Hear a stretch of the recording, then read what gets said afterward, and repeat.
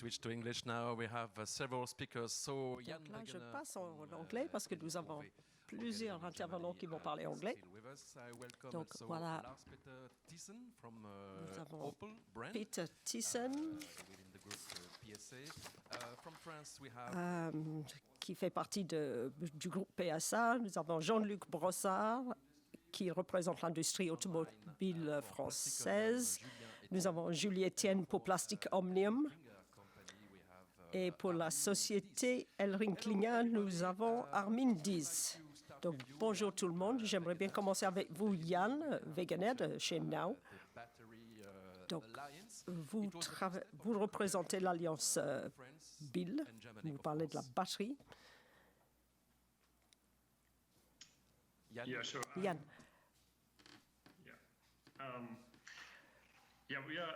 Oui, nous avons, de ce que nous voyons, c'est qu'il se passe la même chose pour l'hydrogène que pour la batterie. Donc, au passé, il y a eu beaucoup de points de contact entre les différentes industries. Nous sommes sur le point de voir, je pense, dans les années qui viennent, une coopération franco-allemande qui va s'intensifier, donc également au niveau des piles à combustible. Il y a beaucoup plus d'intérêt en Allemagne aujourd'hui. Donc la France, en fait, est un tout petit peu en retard sur la démonstration en France, mais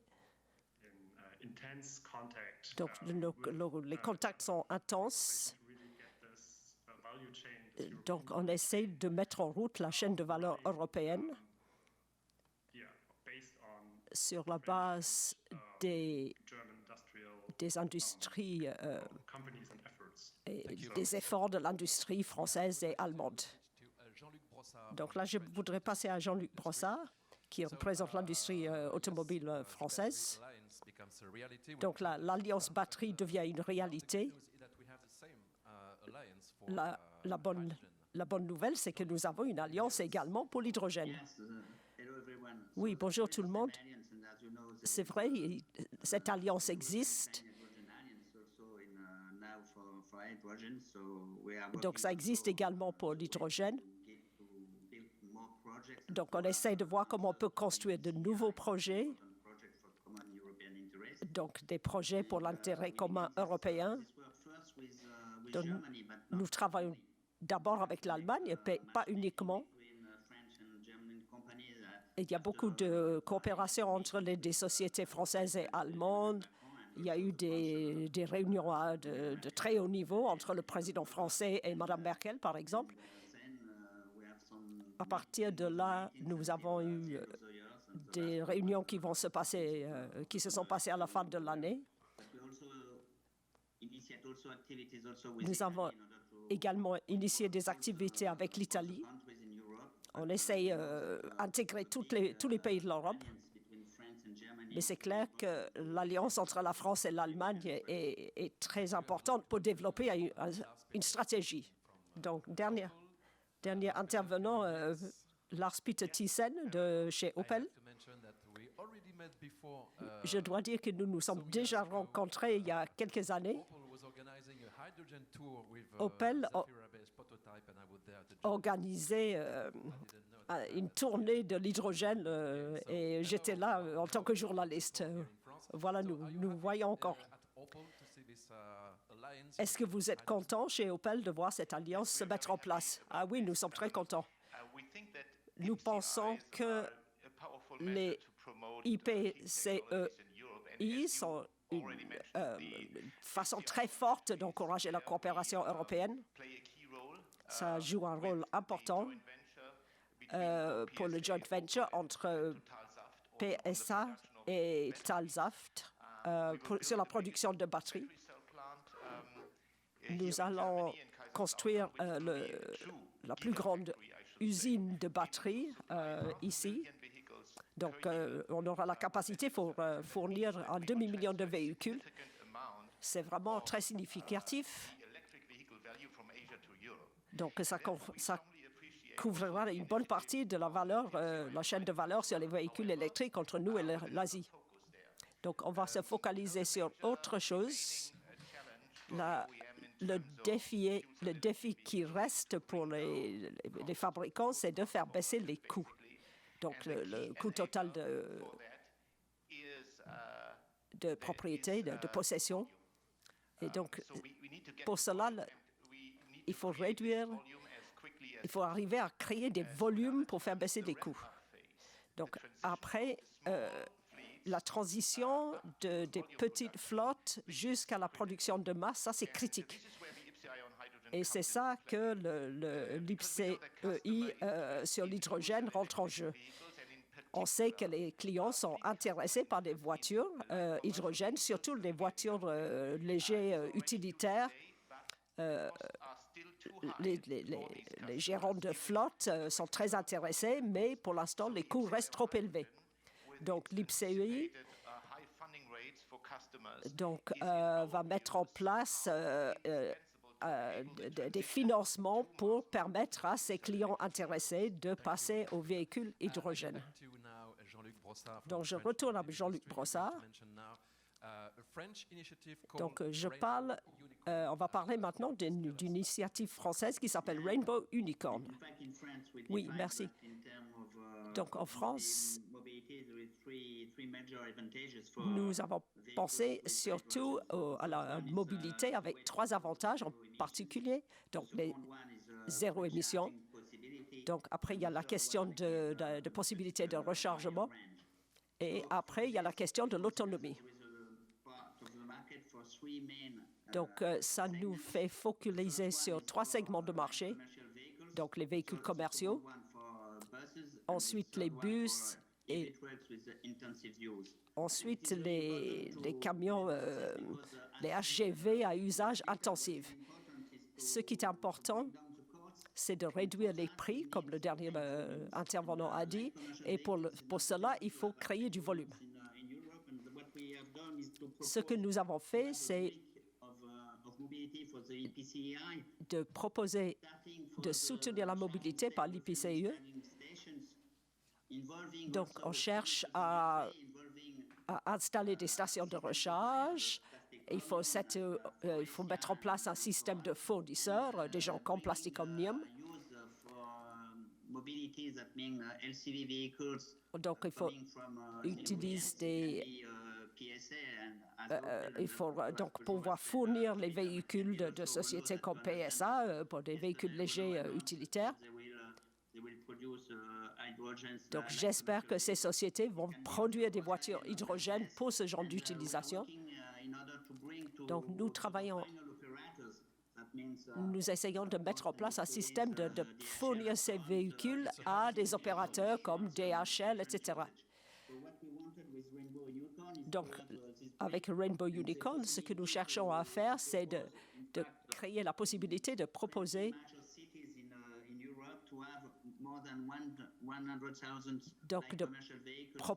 pour les villes d'Europe 100 000 véhicules utilitaires légers qui seraient sur la route des villes. Donc, ça permettra de réduire les émissions de CO2. Donc, ça nécessitera une consommation de 20 à 40 tonnes par an d'hydrogène. C'est assez important. Donc, l'énergie doit être décarbonisée pour réduire l'empreinte écologique de la mobilité. Donc, ça va se passer en Allemagne, mais également d'autres pays. Donc, il y a beaucoup de pays, de territoires qui sont prêts à investir. Donc, nous avons des discussions en Allemagne, mais également en Italie, ensuite l'Espagne, la Belgique. Nous savons qu'il y a beaucoup de possibilités, mais en termes de fabricants d'équipements et des fournisseurs principaux, c'est surtout en France et en Allemagne que ça se passe. Donc, à Rüsselsheim, chez Opel, vous travaillez pour le groupe PSA pour mettre en place des véhicules utilitaires légers qui seront propulsés à l'hydrogène. Oui, nous travaillons là-dessus depuis plus de 20 ans. En fait, c'était mai 2004 que nous avons nous avons conduit un véhicule sur 10 000 km du nord de l'Europe jusqu'en Portugal. Le défi à l'époque, c'était que nous devions transporter avec nous notre station de recharge. Donc, sur la base de ces 20 ans de cette expérience, nous avons basé notre centre de recherche en Allemagne, chez Opel. Donc, le coût total de possession de cette technologie doit baisser. Donc, ça nous a amené à nous concentrer sur des clients B2B, c'est-à-dire des gérants de flotte. Donc, ce qui leur apporte, c'est l'utilisabilité de ces véhicules, l'opérabilité, si on veut, par rapport aux véhicules diesel qu'ils utilisent aujourd'hui. Donc, le véhicule sera une Opel Vivaro, mais également des véhicules Peugeot Citroën. À la fin de cette année, début de l'année prochaine, nous allons sélectionner des clients commerciaux pour et commencer à installer des stations de recharge. Le but n'est pas... Le but est de trouver des solutions économiques et technologiques pour déployer cette solution de façon rentable. Donc, Armin Dies de ElringKlinger et Julien Etienne de Plastic Omnium, une société française et une société allemande, donc, nous rejoignent. Donc, bonjour, je vais bien, merci. Donc, on va montrer une petite vidéo et après... Donc, Plastic Omnium travaille dans le domaine de l'hydrogène depuis des années. Oui, c'est juste. Nous sommes donc fournisseurs de premier rang. Nous croyons à l'hydrogène comme solution de mobilité pour l'avenir. Donc, nous apportons de la valeur aux clients, de l'autonomie et avec zéro émission. Donc, nous avons beaucoup investi depuis 2014. Nous avons créé des centres R&D en Europe, en Chine, et aujourd'hui, nous sommes à peu près le seul fournisseur de premier rang de couvrir toute la chaîne hydrogène. Donc, nous travaillons sur toutes les parties de la chaîne, les systèmes de stockage, l'assemblage des piles à combustible, etc. Donc, nous avons une usine en Belgique. Nous continuons à investir très fortement pour garder cette position sur l'hydrogène. Donc, on va voir des images sélectionnées. Au début, nous allons voir... Vous avez travaillé au début surtout sur le stockage, sur les réservoirs, et puis après, vous avez élargi vos compétences. C'est vrai, nous sommes leaders sur le stockage de combustible dans les véhicules, donc c'est normal que nous avons commencé à construire du stockage pour l'hydrogène. Mais nous cherchons à couvrir toute la chaîne du système hydrogène. Donc, le joint venture annoncé à la fin de l'année dernière avec ElringKlinger, ça nous a permis de proposer un assemblage de piles à combustible qui est leader sur le marché. Donc, nous fabriquons nous allons pouvoir fabriquer un système d'hydrogène complet. Je pense que c'est là que le marché va démarrer. Donc, nous souhaitons être prêts pour, quand on commence à monter en échelle, quand on commence à changer d'échelle pour que le marché, et le marché va commencer à comporter les véhicules légers personnels. Donc, nous cherchons à être un champion européen pour soutenir le développement des premiers véhicules qui vont arriver sur le marché. Je suis vraiment d'accord avec le dernier intervenant. Nous avons la compétitivité qu'il faut. Il faut augmenter les volumes. Donc, en fait, il faut créer un cercle vertueux. Il faut chercher à avoir des véhicules sur la route de plus en plus, le plus rapidement possible. Et ensuite, il faut un coût total de possession qui est crédible pour encourager les achats. Et pour y arriver, il faut qu'on travaille ensemble. Il faut qu'on essaie de promouvoir les acteurs européens. Il ne faut pas qu'on se concentre, il ne faut pas qu'on soit obligé d'utiliser de la technologie asiatique. Et il faut qu'on crée. Donc, Plastic Omnium et Elring-Klinger, nous croyons qu'ensemble, on pourra proposer des solutions industrialisées compétitives. Donc, Armin Dies, maintenant, de Elring-Klinger. Bonjour, Armin, vous nous entendez? Oui, je vous entends. Donc, merci de me donner l'occasion de participer à cette table ronde.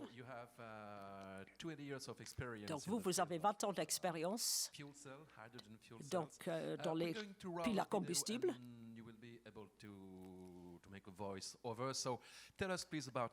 Donc voilà, on va passer quelques images et vous allez nous parler de votre expertise. Comment vous avez démarré dans ce domaine? Oui, il y a 20 ans. À l'époque, on pensait qu'il fallait. On avait un processus technologique similaire au processus conventionnel que nous utilisions. On a vu dès le début, et c'est typique pour l'industrie automobile, donc on a vu qu'il fallait qu'on change notre portefeuille de produits pour y inclure les piles à combustible. Nous sommes une société de 10 000 personnes dans le monde. Donc, nous avons un chiffre d'affaires de 7 milliards d'euros. Nous travaillons dans le domaine des batteries et surtout les piles à combustible. Je pense, quand on regarde notre technologie d'assemblage de piles à combustible, si on se compare à nos concurrents, je pense que dès le début, nous avons commencé à développer nos composants et notre assemblage avec de l'industrialisation, ce qui fait que nous avons des processus stables, nous avons les outillages qu'il faut. Et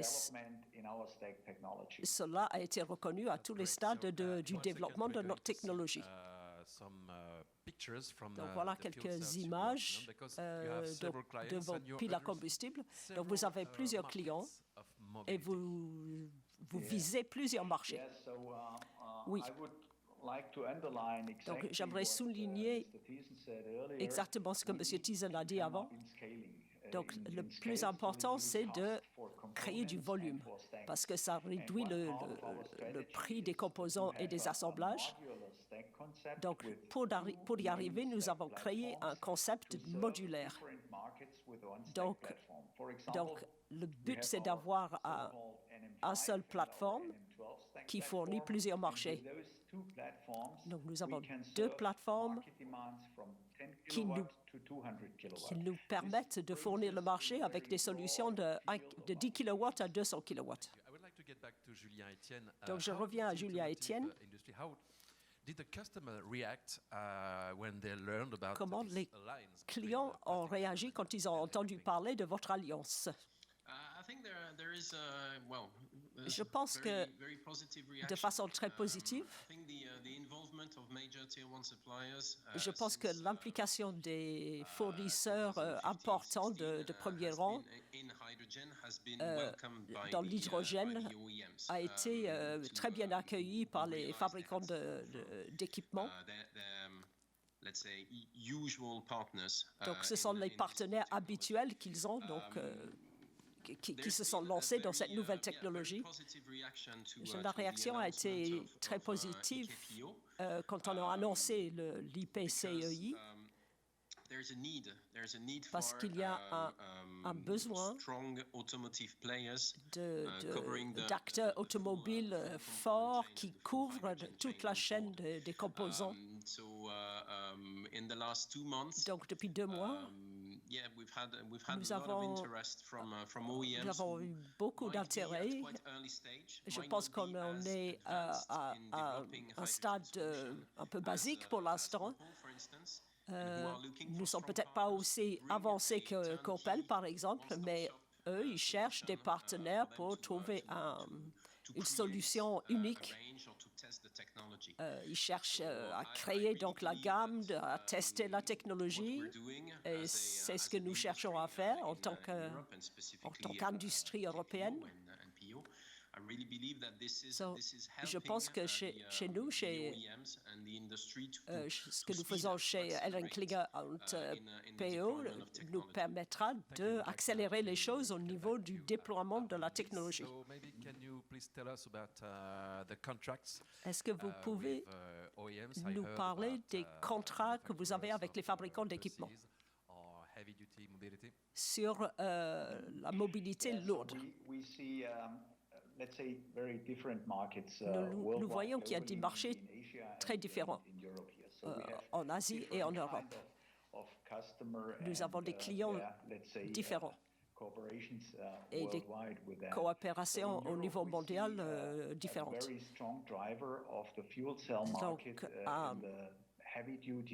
Donc, la mobilité lourde et moyenne dans le marché des piles à combustible en Europe est très forte. Ça va. Donc, la deuxième partie de la décennie qui vient va avoir des règlements sur le CO2 très stricts. Donc, il faut des nouveaux concepts. L'hydrogène surtout pour faire fonctionner, pour propulser des véhicules commerciaux en particulier. C'est peut-être un client. Donc, ensemble, dans le projet H2O, on a travaillé avec d'autres sociétés qui vont utiliser ces véhicules cette année dans les camions. Nous avons donc d'autres partenaires qui vont se mettre sur la route cette année et l'année prochaine. Pour nous, c'est une étape très intéressante. Donc, nous lançons notre concept de pile à combustible modulaire. Donc, le module est de 50 kW. Donc, suivant la puissance nécessaire pour le véhicule, on peut rajouter des systèmes. Donc, ça nous permet de monter en échelle de façon très rapide. Nous pensons qu'avec ce système, on peut donc servir d'autres domaines. Nous avons des clients dans le ferroviaire et dans le domaine maritime également. Par exemple, les ferries. Ça, c'est très intéressant, la possibilité d'utiliser l'hydrogène dans les ferries. Est-ce que nous avons des questions? Yeah, question for Lars Peter from Donc, Opel. pour Lars Peter de chez Opel.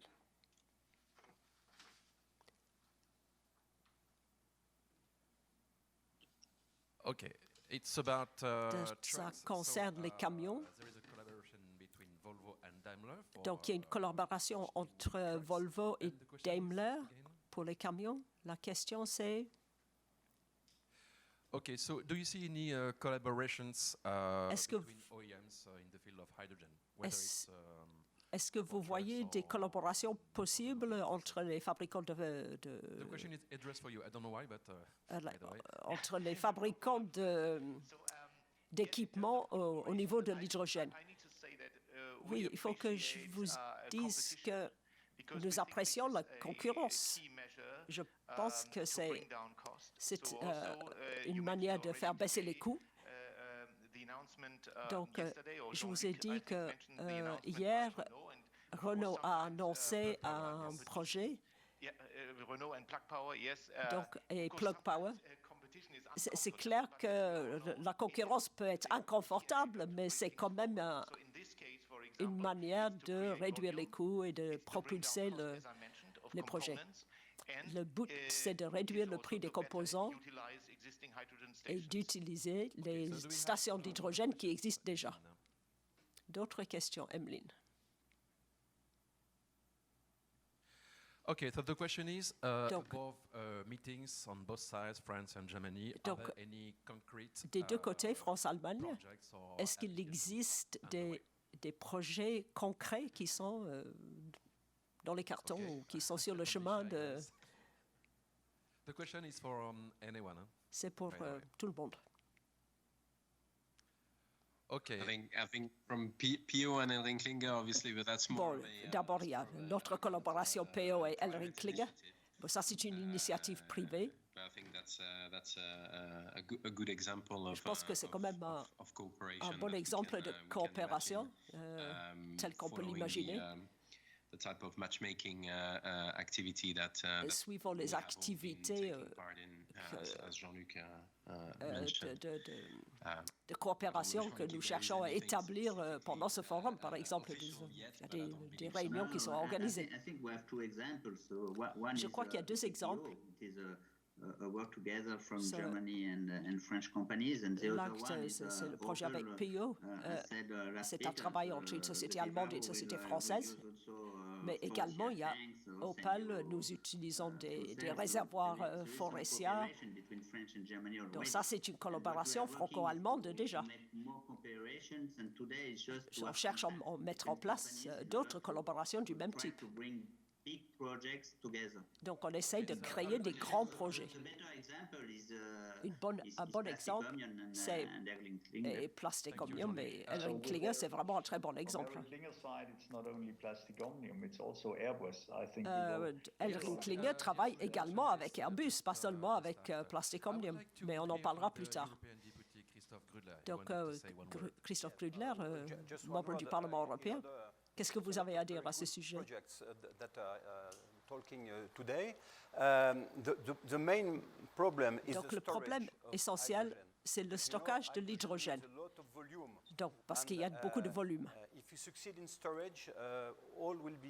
Une fois que nous avons réussi à régler le problème du stockage, tout ira bien. Mais il y a donc il y a la question de l'hydrogène peut se résoudre, du stockage peut se résoudre, concerne le gaz et le liquide, qui nécessitent forcément moins de place. Je pense que la voie de l'avenir, c'est le liquide, et la France et l'Allemagne vont travailler ensemble à ce sujet. À mardi, je vais être à Bruxelles pour une conférence sur l'espace. Et là, on va annoncer une nouvelle alliance entre la France et l'Allemagne. Nous sommes très avancés dans le secteur de l'espace et je pense que les technologies de ce secteur peuvent nous permettre de travailler sur l'hydrogène liquide. Il y a beaucoup de sociétés qui travaillent sur l'hydrogène liquide. Je pense que c'est ça la voie de l'avenir.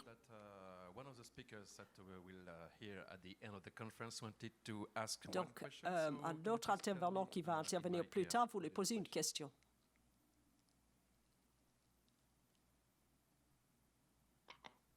Okay, so it's a question about Ça concerne le projet Rainbow Unicorn. How do you make sure that you have some green hydrogen to Comment vous power? vous assurez que l'hydrogène que vous utilisez soit de l'hydrogène vert, I have well understood the question. si j'ai bien compris la question.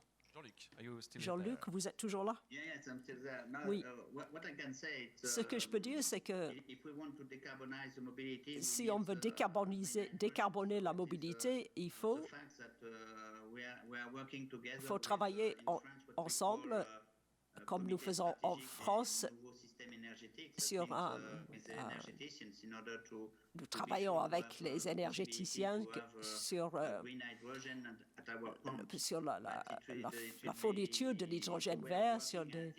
je- il y a une commission européenne qui travaille, enfin qui cherche à définir une directive pour nous assurer que l'énergie du futur soit décarbonée.